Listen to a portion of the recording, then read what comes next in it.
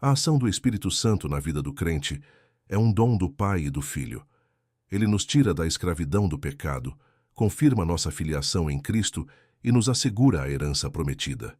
Essa é uma obra trinitária que nos transforma por completo, da condenação à comunhão e da carne à glória eterna. Nesta lição, veremos como o Pai e o Espírito agem conjuntamente para garantir nossa adoção como filhos e herdeiros de Deus, não por esforço humano, mas pela graça soberana que nos guia, nos cela e nos sustenta até a glória. Eu sou o professor Azeniel. E para você entender isso com clareza, fica comigo, porque nesta lição 11, o Pai e o Espírito Santo, eu vou te ajudar a compreender esse conteúdo. Primeiro, eu te ensino o fundamento bíblico e teológico de cada assunto com a orientação pedagógica. Depois eu te mostro como essa verdade funciona na prática e responde a questões reais no exemplo prático. E em seguida, eu te equipo com uma estratégia clara para envolver seus alunos na aplicação em sala. E no final você estará apto, com mais segurança e ousadia, para ministrar essa aula. Dando continuidade, vemos Paulo revelar com precisão o critério que identifica os verdadeiros filhos de Deus. Não a religiosidade exterior, mas a condução interior do Espírito. E ele registra essa verdade de forma direta no texto áureo. Porque todos os que são guiados pelo Espírito de Deus, esses são filhos de Deus. Romanos capítulo 8, versículo 14. O texto áureo desta lição apresenta a evidência da filiação divina, ser guiado pelo Espírito. Paulo afirma que não é a religiosidade ou esforço humano que identifica o Filho de Deus, mas a direção contínua do Espírito Santo em sua vida, vontade e caminho. Além disso, todos os que são guiados indica experiência contínua e pessoal. O texto áureo prepara o professor para ensinar que o Espírito não guia apenas ocasionalmente, mas permanentemente, confirmando ao crente sua identidade como filho de Deus e capacitando-o para viver em obediência. Agora vamos para a nossa verdade prática. O Espírito Santo nos liberta da escravidão do pecado, confirma nossa filiação em Cristo e nos conduz à herança eterna planejada pelo Pai. A verdade prática desta lição afirma que o Espírito Santo atua em 3 dimensões essenciais: liberta, confirma e conduz. Ele rompe o domínio do pecado, testemunha ao nosso espírito que somos filhos de Deus e nos dirige continuamente ao cumprimento da herança eterna preparada pelo Pai. Além disso, essa obra trinitária garante segurança e identidade ao crente. A verdade prática prepara o professor para ensinar que viver guiado pelo Espírito não é experiência mística isolada, mas realidade diária. Somos libertos para obedecer, confirmados para adorar e conduzidos para herdar a vida eterna. Agora vem comigo. Vamos pontuar os objetivos dessa lição. No primeiro tópico, vamos mostrar que o Espírito Santo nos liberta da escravidão do pecado e confirma nossa filiação em Cristo. Já no segundo tópico, vamos explicar que o Espírito Santo guia o crente na vontade do Pai. Agora, no terceiro e último tópico, vamos destacar que a Trindade nos conduz à herança eterna. Agora vamos dar início à nossa introdução. A ação do Espírito Santo na vida do crente é um dom do Pai e do Filho. Ele nos tira da escravidão do pecado, confirma nossa filiação em Cristo e nos assegura a herança prometida. A presença do Espírito Santo atua em 3 frentes exatas: libertação, adoção e garantia futura, revelando que a nossa salvação é uma obra perfeitamente orquestrada pela Trindade. Assim como o selo de um juiz em um documento de adoção tira a criança da orfandade, escravidão, concede o nome da família, filiação, e garante seus direitos legais, herança, o Espírito Santo é o selo que efetiva nossa nova posição em Deus. Pergunte: você tem se relacionado com Deus com a segurança de um filho herdeiro ou com a insegurança de um escravo? A verdadeira liberdade espiritual começa quando compreendemos nossa posição legal e definitiva em Cristo, selada pelo Espírito, rejeitando qualquer condenação do passado. Durante esta semana, ao enfrentar sentimentos de culpa ou acusação, declare conscientemente em oração a sua posição de filho justificado e herdeiro de Deus. Para compreendermos a profundidade dessa mudança de vida, vejamos como essa obra trinitária nos transforma por completo no próximo slide. Essa é uma obra trinitária que nos transforma por completo, da condenação à comunhão e da carne à glória eterna. A salvação não é apenas um livramento do inferno, mas uma recriação total do indivíduo. O Pai planeja, o Filho executa e o Espírito Santo aplica essa mudança radical, que altera simultaneamente o nosso estado jurídico, da condenação para a comunhão, e o nosso destino final, da carne para a glória eterna. Quando uma obra de arte valiosa é resgatada do lixo, ela não é apenas guardada no estado em que foi achada. O restaurador limpa a sujeira, condenação, refaz as cores originais, comunhão, e a coloca em uma exposição de honra, glória eterna. A Trindade faz exatamente isso com a nossa vida. Pergunte: quais áreas da sua vida já refletem de forma visível essa mudança da carne para a glória? Muitas vezes focamos apenas no perdão dos pecados e esquecemos que fomos chamados para uma vida de comunhão diária e transformação contínua do nosso caráter. Identifique hoje uma atitude carnal que ainda tenta dominar você e entregue-a ao Espírito Santo, pedindo que ele opere a transformação necessária. Para entendermos melhor como essa ação conjunta acontece na prática, vamos analisar o primeiro tópico da lição no próximo slide. Nessa lição, veremos como o Pai e o Espírito agem conjuntamente para garantir nossa adoção como filhos e herdeiros de Deus. Destaque que a nossa salvação não é um evento isolado. O Pai planejou a nossa adoção desde a eternidade e o Espírito Santo executa e garante essa realidade em nossos corações hoje. Pense em uma grande herança. O Pai é quem redige o testamento e nos nomeia como herdeiros. O Espírito Santo é o executor legal que nos entrega a posse e garante nossos direitos. Pergunte: você vive com a segurança de um herdeiro ou com a incerteza de quem desconhece seus direitos? Saber que o Pai e o Espírito garantem nossa adoção elimina o medo da rejeição e traz paz absoluta. Agradeça a Deus hoje por ter planejado sua adoção e selado seu futuro com o Espírito Santo. Para entender o ponto de partida dessa obra, vamos ver no próximo tópico como fomos tirados da escravidão. O Espírito e as dádivas do Pai. Tópico 1. Da escravidão à filiação. Subtópico 1.1. A Escritura revela que o salvo não vive sob o domínio do espírito de escravidão. Romanos capítulo 8, versículo 15, parte A.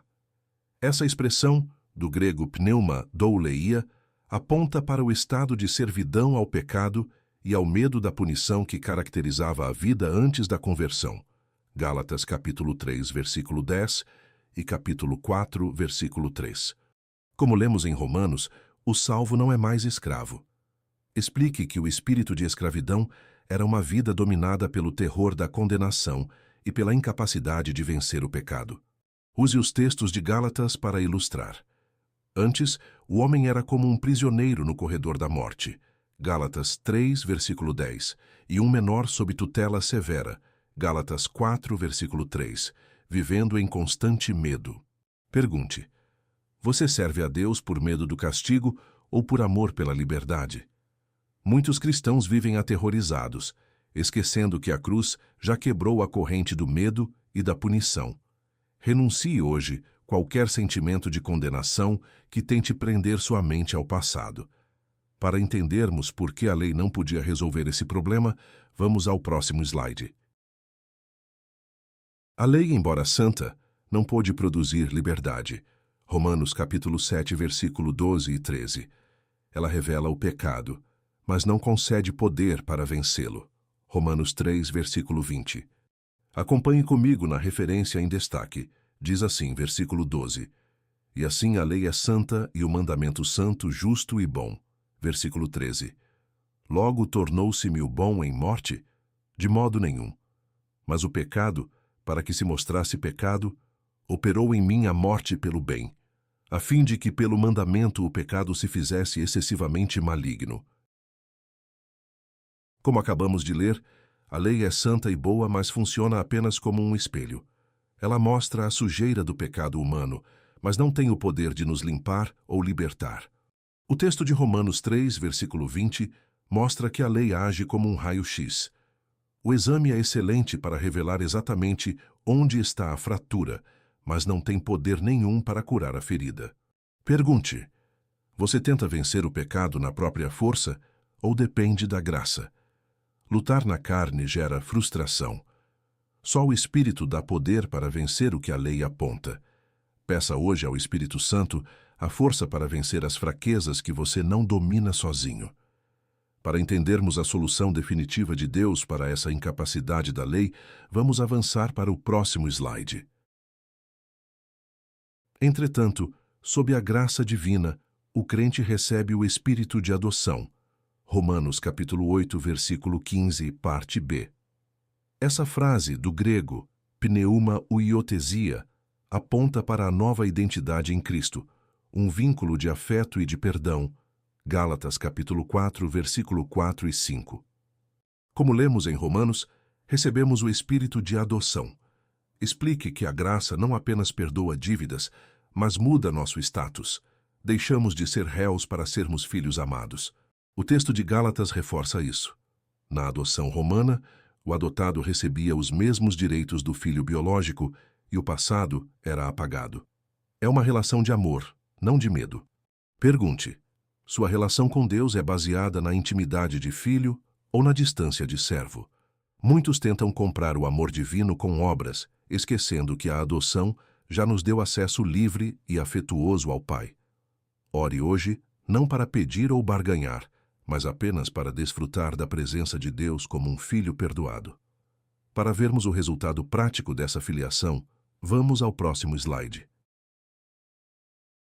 Não somos mais escravos, mas filhos. 1 João capítulo 3, versículo 1.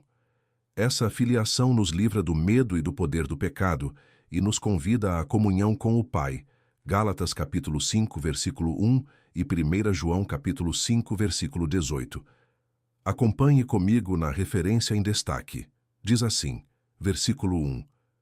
Vede quão grande amor nos tem concedido o Pai, que fôssemos chamados filhos de Deus. Por isso, o mundo não nos conhece, porque o não conhece a Ele. Como acabamos de ler, o amor do Pai nos transformou.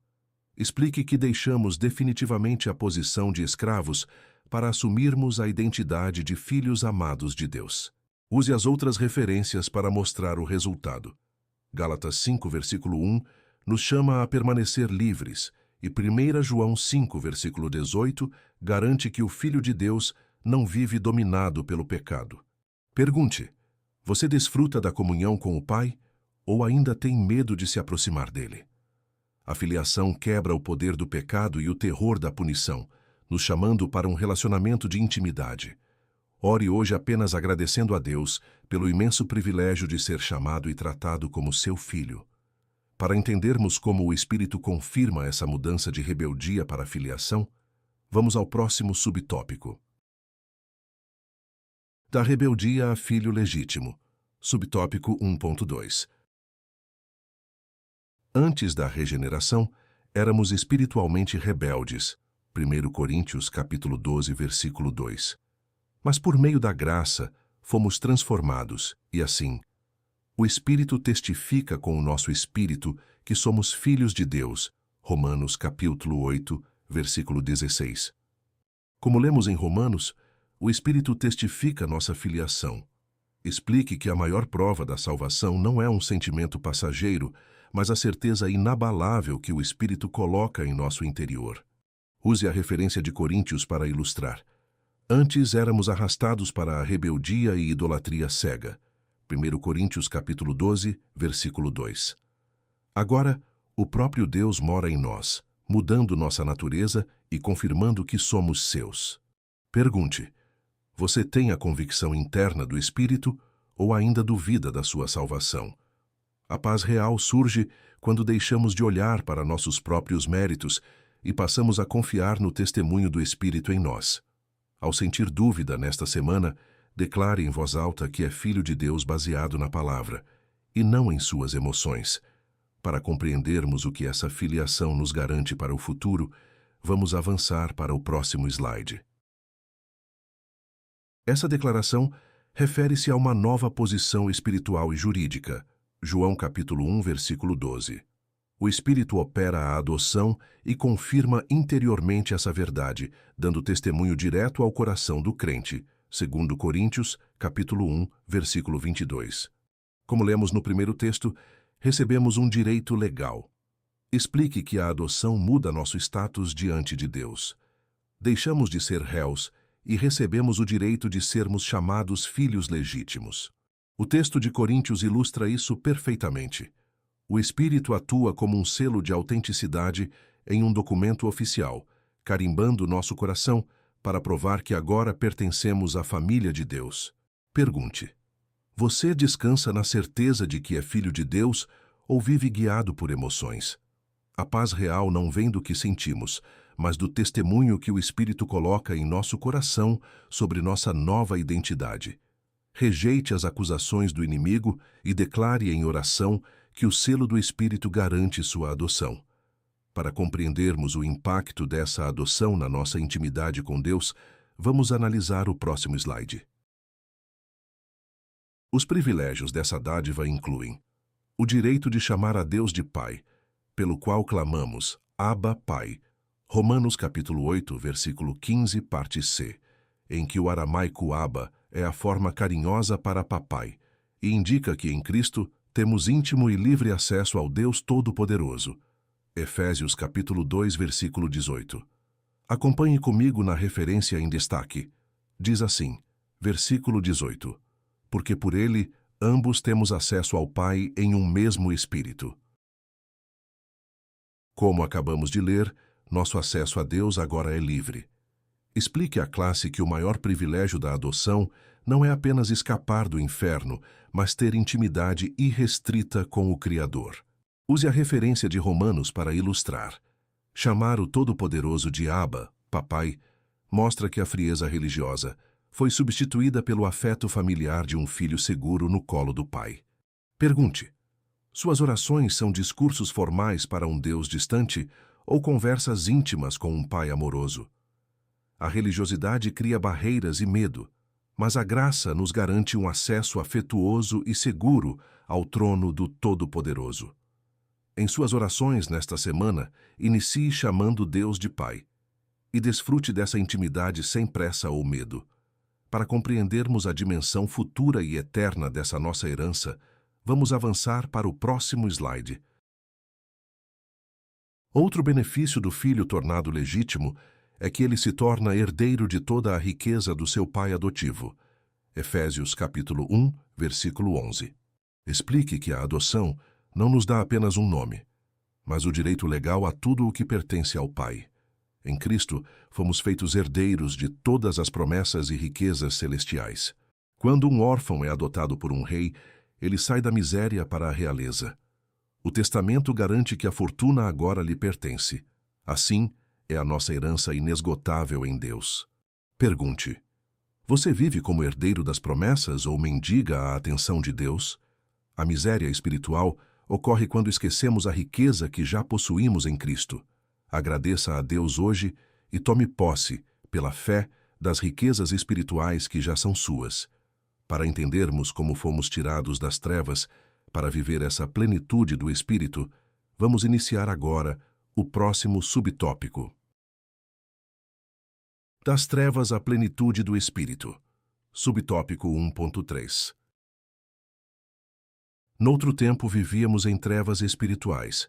Efésios capítulo 5, versículo 8. As trevas simbolizam pecado e separação de Deus. Colossenses capítulo 1, versículo 13. A transição das trevas para a luz é um ato gracioso do Pai.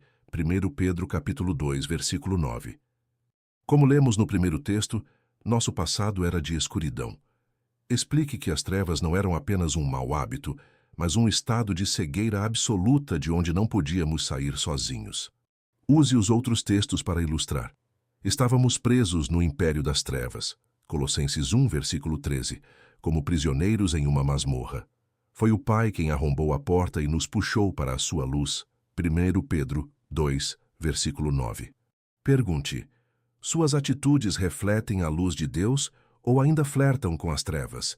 Fomos resgatados da escuridão para brilhar em um mundo corrompido.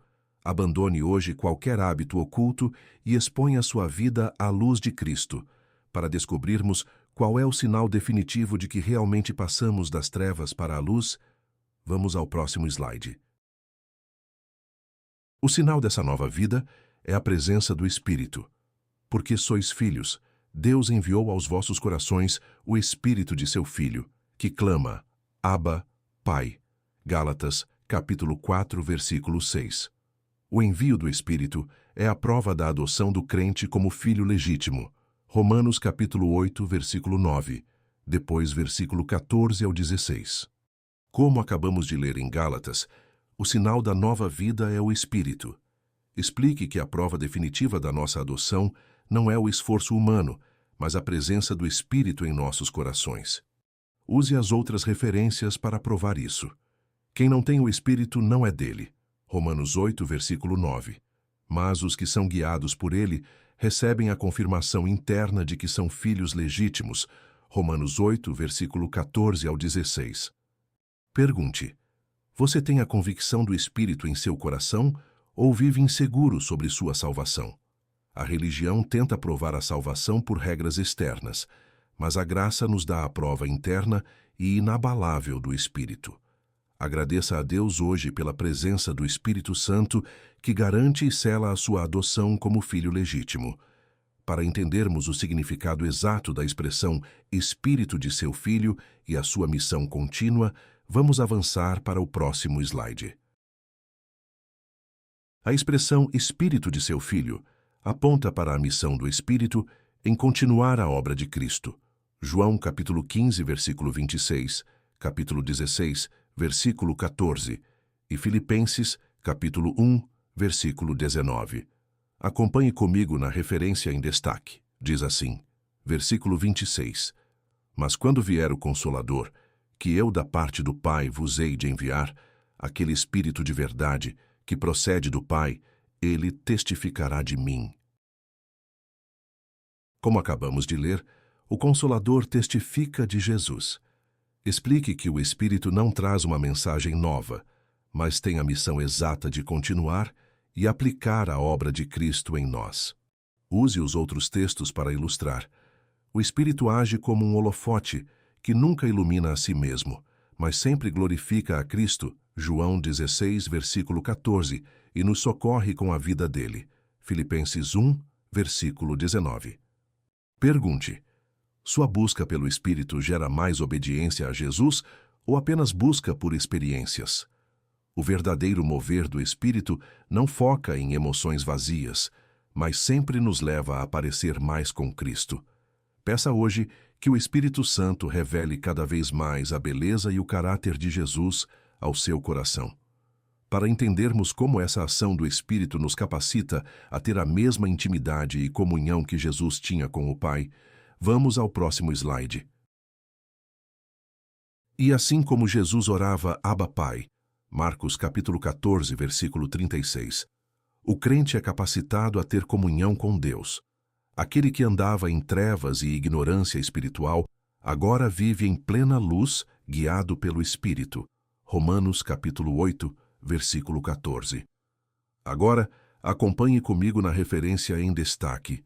Diz assim, versículo 36, e disse: Abba, Pai, todas as coisas te são possíveis.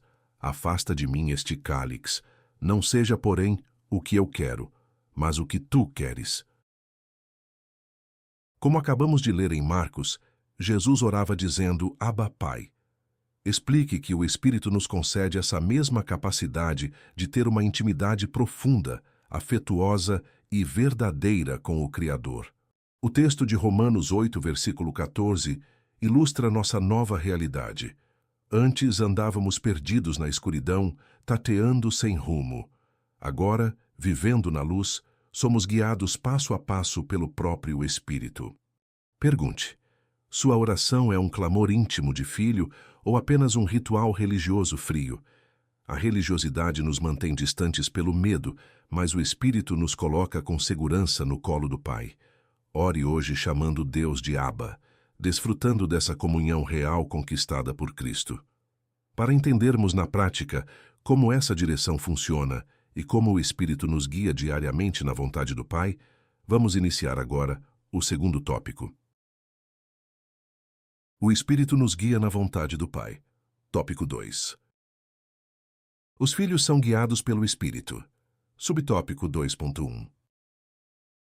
Paulo explica que a marca de um filho de Deus não é a filiação nominal, mas uma vida conduzida pelo Espírito, porque todos os que são guiados pelo Espírito de Deus, esses são filhos de Deus. Romanos capítulo 8, versículo 14.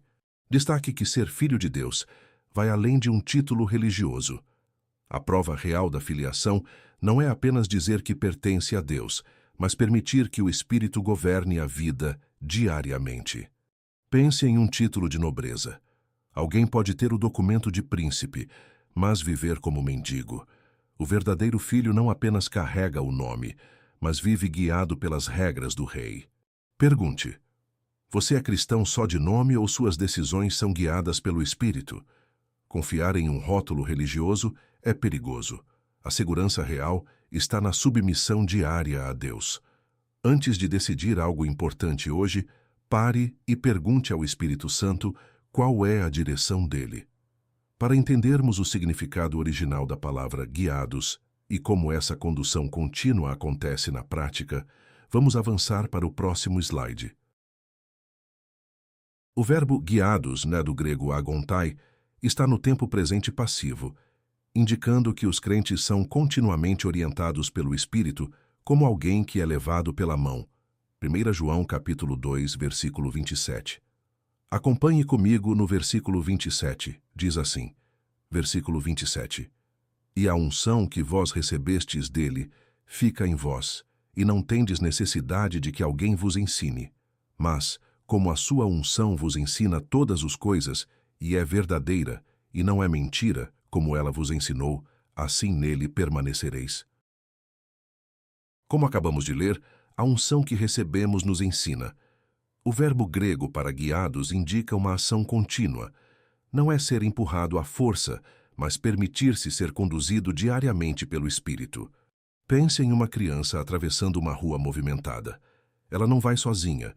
Ela estende a mão e se deixa guiar pelo Pai. É exatamente assim que o Espírito nos conduz com segurança pelos perigos deste mundo. Pergunte: você tem segurado a mão do Espírito Santo ou tenta atravessar os problemas da vida sozinho? Muitos cristãos só buscam a direção divina nas grandes crises, mas a verdadeira filiação exige dependência contínua nas pequenas decisões. Entregue hoje o controle total da sua rotina ao Espírito Santo, permitindo que ele guie cada passo seu. Para entendermos como essa direção nos instrui no caminho do Pai e nos ajuda a vencer as inclinações da carne, vamos avançar para o próximo slide. Isso significa que são instruídos pelo Espírito, no caminho do Pai, em todo o curso da vida. João 16, versículo 13. Essa direção do Espírito se opõe à inclinação da carne. Gálatas, capítulo 5, versículo 16. Explique que a direção do Espírito não é um evento isolado, mas uma escola para a vida toda. No entanto, essa condução divina entra em conflito direto e imediato com os desejos da nossa velha natureza. Imagine um barco no mar. O Espírito Santo é a bússola que aponta com precisão o caminho seguro do Pai. A inclinação da carne é como um vento forte e contrário, tentando desviar o barco da rota correta. Você tem seguido a bússola do Espírito ou tem se deixado levar pelos ventos da carne? A vida cristã não é isenta de lutas. Seguir a direção de Deus exige a renúncia diária das nossas próprias vontades e impulsos. Quando a sua carne exigir algo contrário à palavra nesta semana, diga um não firme a ela e um sim à instrução do Espírito Santo. Para entendermos como essa orientação acontece de forma natural e amorosa, provando que não fomos deixados órfãos no caminho, Vamos avançar para o próximo slide. Tal orientação não é forçada, mas fruto da habitação do Espírito no coração regenerado. Romanos capítulo 8, versículo 9. Como filhos, não fomos deixados órfãos. João capítulo 14, versículo 18. O Espírito aponta a direção e anda conosco no caminho. 1 Coríntios capítulo 6, versículo 19. Agora acompanhe comigo na referência em destaque. Diz assim, versículo 9. Vós, porém, não estáis na carne, mas no Espírito, se é que o Espírito de Deus habita em vós. Mas, se alguém não tem o Espírito de Cristo, esse tal não é dele. Como acabamos de ler em Romanos, a direção divina não é uma imposição autoritária. Explique que ela acontece de forma natural, fluindo de dentro para fora, justamente porque o Espírito faz habitação no coração regenerado. Use os outros textos para ilustrar. Não fomos deixados órfãos. João 14, versículo 18. Um mapa apenas mostra o destino, mas o Espírito é como um guia de expedição que aponta a direção e caminha conosco o tempo todo, pois somos seu santuário. 1 Coríntios 6, versículo 19. Pergunte: você tem se sentido sozinho em suas lutas ou tem consciência da companhia do Espírito?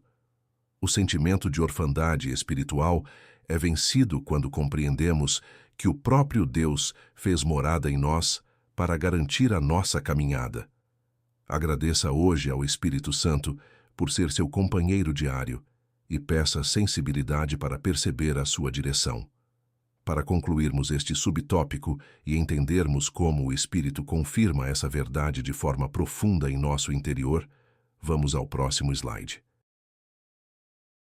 O Espírito opera a adoção e confirma interiormente essa verdade, dando testemunho direto ao coração do crente. Explique que a obra do Espírito não se limita a nos guiar em nossas decisões, mas ele atua no mais íntimo do nosso ser.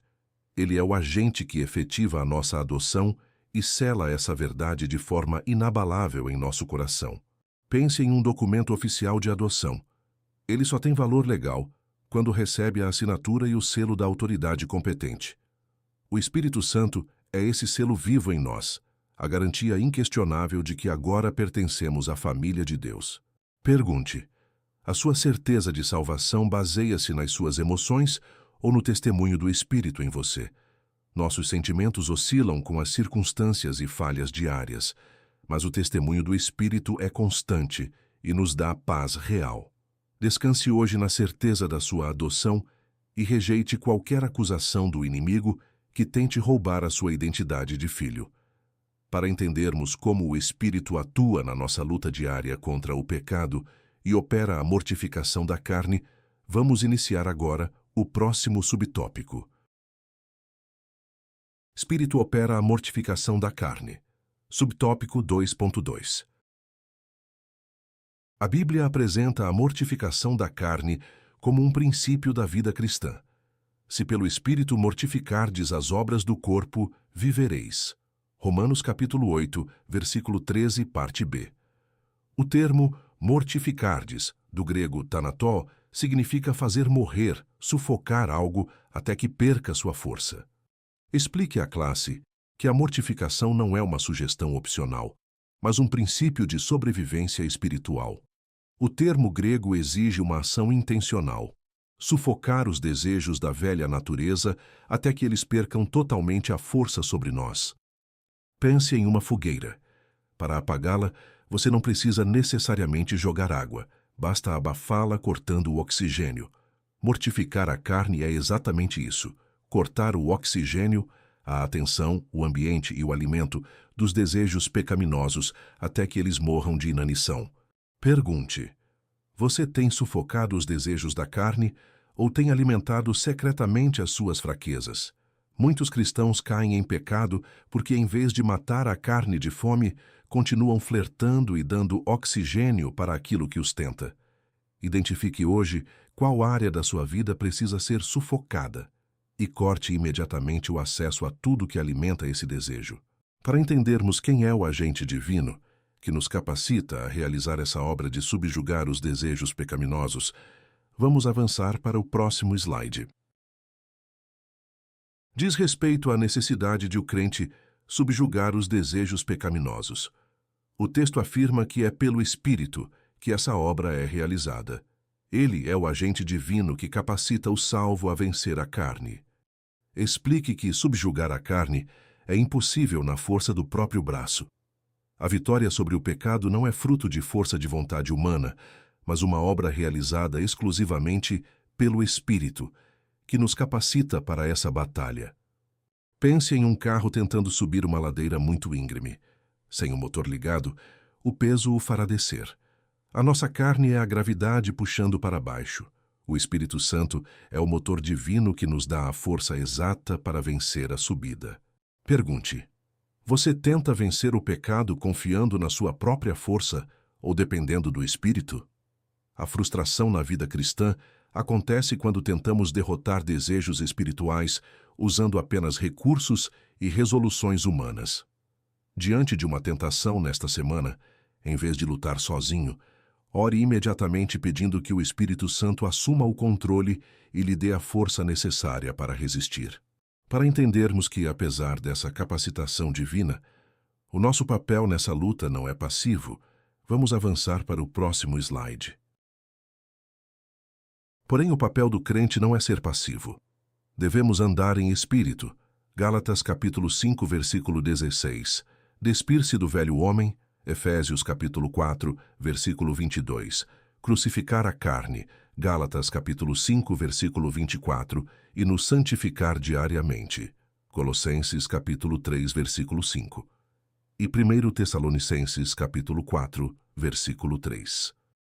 Agora acompanhe comigo na referência em destaque. Diz assim, versículo 5. Mortificai, pois, os vossos membros que estão sobre a terra, a prostituição, a impureza, o apetite desordenado, a vil concupiscência e a avareza, que é idolatria. Como acabamos de ler em Colossenses, a ordem bíblica é clara: mortificai. Explique que, embora o Espírito nos capacite, nós não somos robôs. A santificação exige uma ação intencional, enérgica e diária da nossa parte. Use as outras referências para ilustrar. A vida cristã exige atitudes ativas. Precisamos escolher andar no Espírito. Gálatas 5, versículo 16. Tirar a roupa suja do velho homem. Efésios capítulo 4, versículo 22.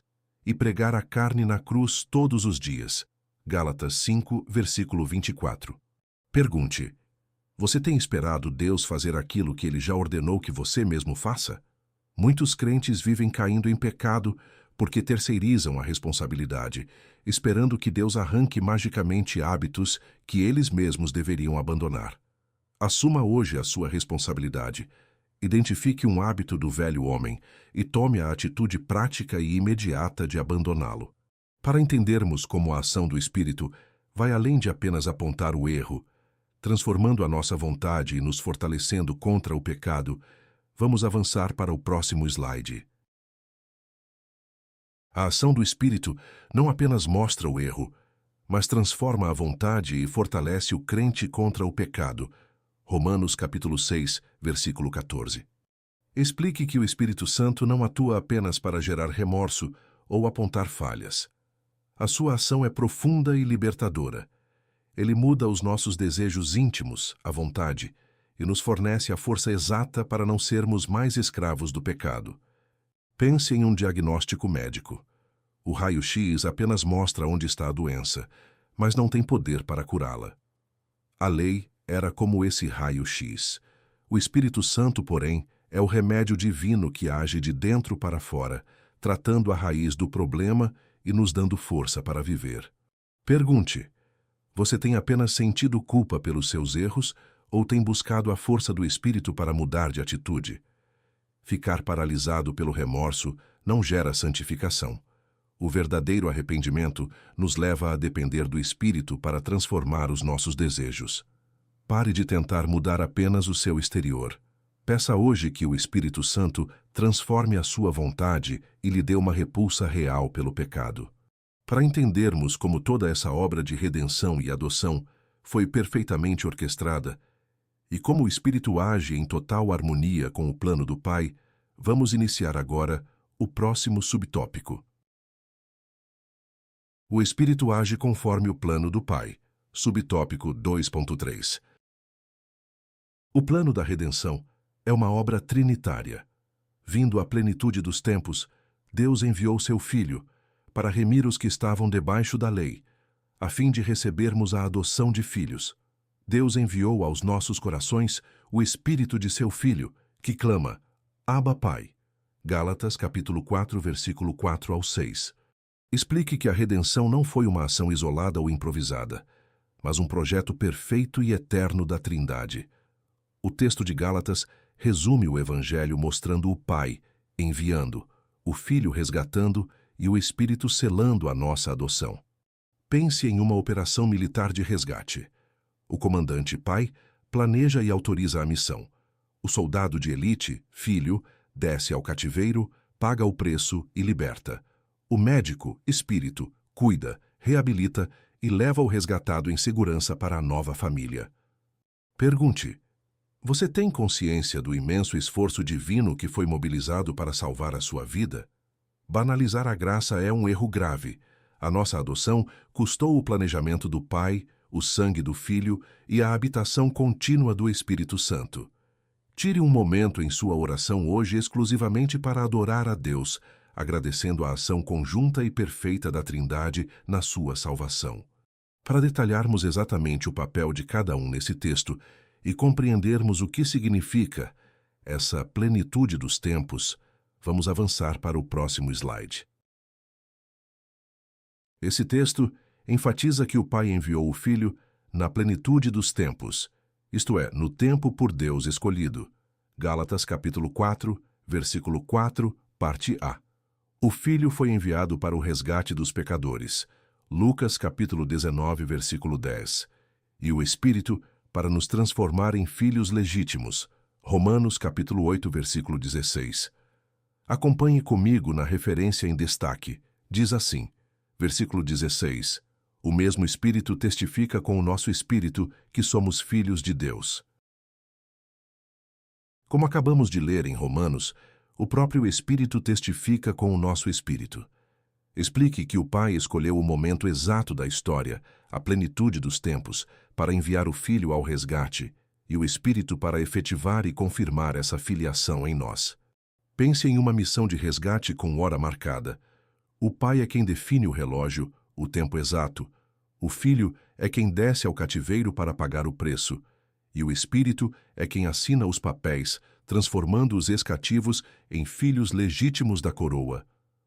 Pergunte: você tem descansado no tempo de Deus ou vive ansioso querendo apressar os planos dele? A plenitude dos tempos nos ensina que Deus não se atrasa nem se adianta. Ele age no momento perfeito para garantir o melhor resultado. Entregue hoje as suas ansiedades ao Senhor, confiando que aquele que orquestrou a sua salvação no tempo exato também tem o controle do seu futuro. Para resumirmos os títulos exatos de cada pessoa da Trindade nessa obra e vermos a perfeita harmonia entre eles, vamos avançar para o próximo slide.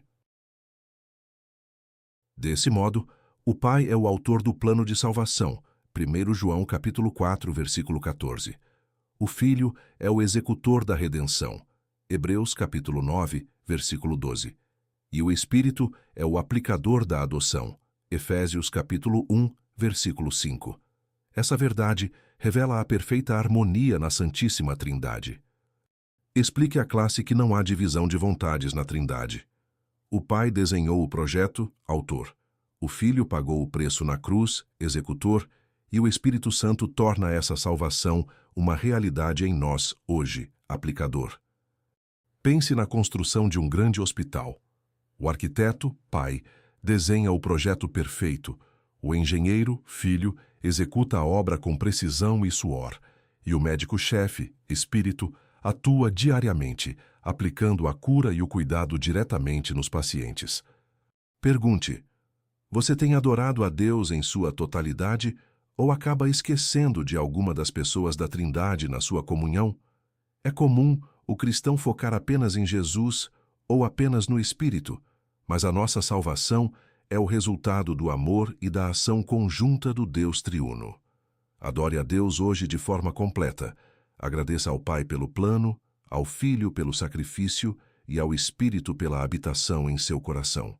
Para entendermos como essa obra perfeita da Trindade nos conduz à nossa herança eterna e o que significa sermos herdeiros de Deus por adoção, vamos iniciar agora o próximo tópico. A Trindade nos conduz à herança eterna. Tópico 3. Herdeiros de Deus por adoção. Subtópico 3.1. A doutrina da herança é inseparável da adoção. Paulo apresenta um dos benefícios da filiação. Se nós somos filhos, somos, logo herdeiros, herdeiros de Deus. Romanos capítulo 8, versículo 17, parte A. Explique à classe que adoção e herança andam juntas. No reino de Deus, não existe filho deserdado. A consequência imediata e automática de sermos recebidos como filhos é nos tornarmos herdeiros do próprio Deus. Na lei romana da época de Paulo, um filho adotivo adquiria exatamente os mesmos direitos à herança que um filho biológico, e o pai jamais poderia deserdá-lo. Essa é a nossa posição legal, segura e definitiva diante de Deus. Pergunte: você vive com a mentalidade de um herdeiro de Deus ou ainda pensa como um escravo? Muitos crentes vivem em miséria espiritual, mendigando migalhas, porque esqueceram que o próprio Deus e suas riquezas são a sua herança. Mude a sua postura hoje. Agradeça a Deus não apenas por ter sido salvo, mas por ter sido incluído de forma definitiva no testamento divino. Para entendermos o significado legal da palavra herdeiro, no original grego, e como recebemos essa posição por pura graça e não por mérito, vamos avançar para o próximo slide. O termo herdeiro, do grego kleronomos, é utilizado no contexto legal para indicar que os adotados passam a ter pleno direito sobre os bens do pai. Essa herança não é mérito, mas é recebida por adoção graciosa. Efésios capítulo 1, versículo 5. Leia comigo essa referência em destaque. Diz assim, versículo 5. E nos predestinou para filhos de adopção por Jesus Cristo, para si mesmo, segundo o benefício da sua vontade. Como acabamos de ler em Efésios, fomos predestinados para essa adoção. Explique que o termo grego kleronomos é uma palavra de tribunal. Ela garante legalmente que o adotado tem acesso total aos bens do pai, não por merecimento, mas por pura graça. Salário é algo que você recebe porque trabalhou e mereceu. Herança é algo que você recebe exclusivamente por causa do seu grau de parentesco. Ninguém trabalha para receber herança. Apenas é adotado na família certa.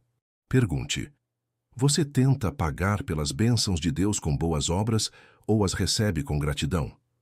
O orgulho humano gosta de conquistar as coisas por mérito, mas no reino de Deus, a nossa posição é um presente de um Pai amoroso. Pare de tentar comprar o favor de Deus. Apenas agradeça e desfrute da herança que já foi garantida a você pela graça. Para entendermos como essa herança é garantida por uma obra perfeita e conjunta de toda a Trindade, vamos avançar para o próximo slide. É uma obra trinitária perfeita. O Pai planeja e garante a herança. Efésios capítulo 1, versículo 11. O Filho a conquista na cruz. 1 Pedro capítulo 1, versículo 18 e 19. E o Espírito é a garantia dessa herança. Efésios capítulo 1, versículo 13 e 14. Explique à classe que a nossa herança não está sujeita a falhas ou instabilidades humanas, pois é o resultado de uma obra trinitária perfeita. O Pai planejou desde a eternidade, o Filho pagou o preço da conquista e o Espírito Santo foi dado como o selo definitivo que garante a entrega final. Pense na aquisição de uma grande propriedade. O Pai atua como o idealizador que desenha o projeto e assina o contrato, garantindo a herança segundo a sua vontade. Efésios 1, versículo 11. O Filho é quem vai até o local e paga o valor total com o seu próprio sangue precioso na cruz. 1 Pedro 1, versículo 18 e 19. E o Espírito Santo funciona como a escritura registrada em cartório, sendo o selo e a garantia legal de que a propriedade já é sua. Efésios 1, versículo 13 e 14. Pergunte: você tem medo de perder a sua herança celestial diante das suas falhas diárias? A nossa segurança não está na nossa capacidade de não errar, mas na perfeição da obra da Trindade. O que o Pai planejou, o Filho comprou e o Espírito selou, o inimigo não pode roubar. Descanse o seu coração hoje. Agradeça a Deus porque a sua herança está guardada em total segurança pela própria Trindade. Para entendermos que essa herança envolve tanto as bênçãos que já desfrutamos hoje, quanto as promessas gloriosas que ainda se cumprirão, vamos avançar para o próximo slide. A herança inclui as bênçãos já recebidas, entre elas a salvação e a justificação, Romanos capítulo 5, versículo 1 e Efésios capítulo 2, versículo 8, e também as promessas futuras, tais como a vida eterna e a glorificação, Romanos capítulo 6, versículo 23, depois capítulo 8, versículo 30. Utilize as referências para mostrar as duas dimensões da nossa herança. O já é o presente. Fomos justificados pela fé e temos paz com Deus, Romanos 5, versículo 1, salvos exclusivamente pela graça, Efésios 2, versículo 8. O ainda não é o futuro, a consumação da vida eterna, Romanos 6, versículo 23, e a certeza absoluta da nossa glorificação final. Utilize as referências para mostrar as duas dimensões da nossa herança. O já é o presente. Fomos justificados pela fé e temos paz com Deus, Romanos 5, versículo 1, salvos exclusivamente pela graça, Efésios 2, versículo 8. O ainda não é o futuro, a consumação da vida eterna, Romanos 6, versículo 23, e a certeza absoluta da nossa glorificação final, M. 8:30. Pense na compra de uma casa, a justificação e a salvação, Romanos 5, versículo 1 e Efésios 2, versículo 8, são como receber as chaves e o contrato assinado hoje. A casa já é legalmente sua. A glorificação e a vida eterna plena, Romanos 6, versículo 23 e capítulo 8, versículo 30, representam o dia em que você finalmente se muda e passa a morar definitivamente nela, desfrutando de todo o espaço. Ao enfrentar uma dificuldade nesta semana, lembre-se de que o sofrimento presente não se compara com a glória da herança futura que Deus já garantiu a você. Para fazermos o fechamento perfeito deste subtópico, resumindo o papel de cada pessoa da Trindade nessa grande obra, vamos avançar para o próximo slide. O Pai é o autor do plano de salvação, o Filho é o executor da redenção e o Espírito é o aplicador da adoção. Faça um grande resumo deste subtópico para a classe. Mostre que a nossa salvação não foi um acidente ou um plano de última hora, mas uma obra perfeitamente dividida e executada pelas três pessoas da Trindade, trabalhando em total harmonia para nos resgatar. Pense em um resgate real. O Rei, o Pai, é quem desenha o plano e assina o decreto de resgate.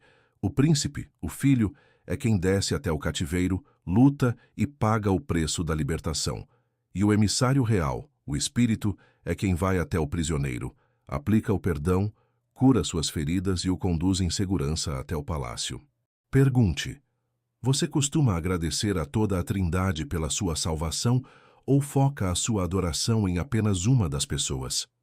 É muito comum o cristão focar sua gratidão apenas no sacrifício de Jesus, esquecendo que a cruz foi o resultado do amor planejador do Pai e que só tem efeito em nós hoje pela ação contínua do Espírito Santo. Em seu momento de oração hoje, seja intencional. Agradeça especificamente ao Pai por ter planejado a sua salvação, ao Filho por tê-la executado e ao Espírito por aplicá-la diariamente em sua vida. Para entendermos a profundidade dessa filiação e o que significa sermos não apenas herdeiros de Deus, mas co-herdeiros com Cristo, vamos iniciar agora o próximo subtópico. Co-herdeiros de Cristo por filiação, subtópico 3.2. A filiação nos associa ao Filho primogênito como co-herdeiros de Cristo, Romanos capítulo 8, versículo 17, parte B. Essa frase significa que compartilhamos com ele a mesma herança. O filho reparte com seus irmãos redimidos aquilo que recebeu como herança eterna. Apocalipse capítulo 3, versículo 21. Explique à classe o peso da expressão co-herdeiros. Não somos apenas herdeiros de Deus, mas fomos associados a Cristo. Isso significa que Jesus, o Filho primogênito, não guardou a glória apenas para si, mas decidiu repartir conosco exatamente a mesma herança que ele recebeu do Pai. Pense em um herdeiro universal de um grande império. Em vez de reter toda a riqueza e o poder exclusivamente para si, ele decide nos incluir no testamento como seus co-herdeiros. Romanos 8, versículo 17, parte B. Repartindo com seus irmãos redimidos até mesmo o direito de assentar-se com ele no seu trono, compartilhando a sua herança eterna. Apocalipse 3, versículo 21. Pergunte: você tem a real dimensão da honra que é ser chamado de co-herdeiro de Cristo? Muitas vezes, o crente vive de cabeça baixa, sentindo-se derrotado pelas circunstâncias, porque esquece que o próprio Jesus o elevou à condição de co-herdeiro, compartilhando a sua vitória e o seu futuro glorioso. Mude a sua perspectiva hoje. Ao orar, lembre-se de que você não é um servo distante, mas um irmão redimido com quem Cristo decidiu repartir a sua própria glória. Para entendermos a natureza dessa herança e descobrirmos que ser co-herdeiro também envolve participar dos sofrimentos de Cristo, vamos avançar para o próximo slide. Essa herança não é de posses materiais, mas é gloriosa, incorruptível e incontaminável. João capítulo 17, versículo 24, 1 Pedro 1, versículo 4. Porém, ser co-herdeiro de Cristo não significa apenas desfrutar da glória, mas também participar de seus sofrimentos, segundo Timóteo capítulo 2, versículo 12. Agora acompanhe comigo na referência em destaque. Diz assim, versículo 26. Pai, aqueles que me deste, quero que onde eu estiver, também eles estejam comigo, para que vejam a minha glória que me deste, porque tu me has amado antes da fundação do mundo. Como acabamos de ler em João, Cristo quer compartilhar sua glória. Explique que nossa herança é espiritual e eterna, não material. Ser co-herdeiro inclui glória e aflições. Pense num príncipe. O rei não lhe dá apenas o conforto do palácio, mas o leva à batalha para forjá-lo. Para reinar na glória, o herdeiro persevera no sofrimento terreno. Pergunte: você quer só o palácio de Cristo ou aceita a batalha? O evangelho atual foca no material, mas a filiação inclui o sofrer.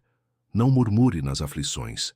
É a marca do co-herdeiro sendo preparado para a glória, para confirmarmos que essas aflições têm um propósito eterno e que a cruz sempre precede a coroa.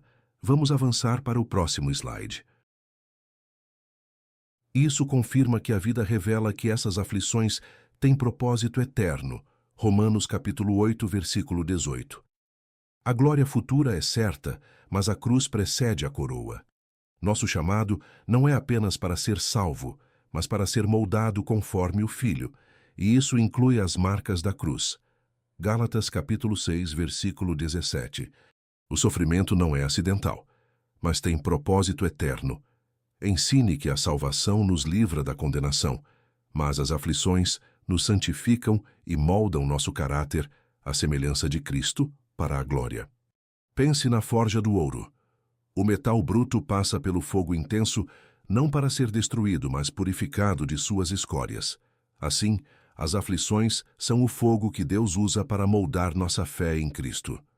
Pergunte: você reage às aflições com murmuração ou esperança? A maturidade vê além da dor. Saber que a cruz precede a coroa muda o desespero para a perseverança em Deus. Na próxima luta, ore perguntando o que Deus deseja moldar em seu caráter. Mas como entender o tempo de Deus para o cumprimento de suas promessas em meio a esse processo? É o que veremos no próximo subtópico. O Pai administra o tempo da herança. Subtópico 3.3. Paulo descreve a condição espiritual do homem antes da plena revelação de Cristo. Todo o tempo que o herdeiro é menino, está debaixo de tutores e curadores até ao tempo determinado pelo Pai. Gálatas capítulo 4, versículo 1 e 2. A lei funcionou como um tutor temporário. Ensine que a humanidade antes de Cristo era como um menor de idade, dono da herança, mas sem maturidade para usufruí-la, necessitando de disciplina. Pense em um herdeiro de uma grande empresa. Na infância, ele não assume a presidência. Ele é educado por tutores até atingir a maioridade. A lei foi esse tutor até a chegada de Cristo. Pergunte: você vive como herdeiro maduro ou como escravo? Cristo nos tirou da tutela da lei para vivermos a filiação. Avalie hoje se sua fé baseia-se em regras rígidas ou em amor filial. E como essa metáfora se aplica ao período da Antiga Aliança? É o que veremos no próximo slide. Essa metáfora ilustra o período da Antiga Aliança, em que Israel, apesar das promessas, ainda não havia recebido a herança. Gálatas, capítulo 4, versículo 3. Indica que o Pai Celestial é quem administra o momento do acesso à posse da herança. Gálatas, capítulo 4, versículo 4. Agora acompanhe comigo na referência em destaque. Diz assim, versículo 3. Assim também nós, quando éramos meninos, estávamos reduzidos à servidão debaixo dos primeiros rudimentos do mundo. Como acabamos de ler, Israel viveu sob a tutela da lei na Antiga Aliança, aguardando a promessa. Ensine que Deus, em sua soberania, administrou o tempo exato para liberar a herança em Cristo. Pense em um fundo de investimento. O dinheiro é do filho, mas o pai define que o acesso será só aos 21 anos. Até lá, o fundo é gerido por tutores. Assim viveu Israel sob a lei na Antiga Aliança. Pergunte: você confia no tempo de Deus ou tenta antecipar as promessas? O Pai sabe o momento exato em que estamos maduros para receber sua herança. Descanse hoje sabendo que o relógio da sua vida é gerido pelo Pai Celestial. E como Deus demonstra esse controle absoluto sobre o tempo? É o que veremos no próximo slide. Ele tem o controle do tempo oportuno e exato, do grego kairos, não só para o advento do Messias, mas também para a outorga das promessas e da herança eterna na vida de cada crente.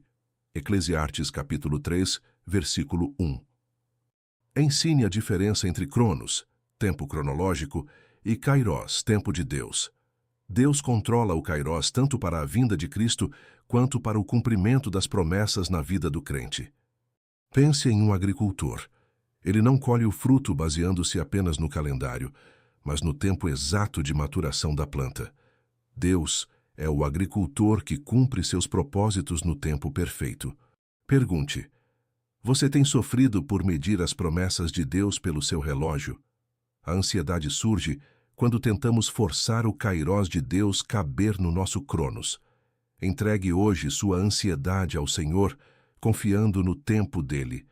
E qual deve ser a nossa postura diante dessa soberania divina sobre o tempo? É o que veremos no próximo slide.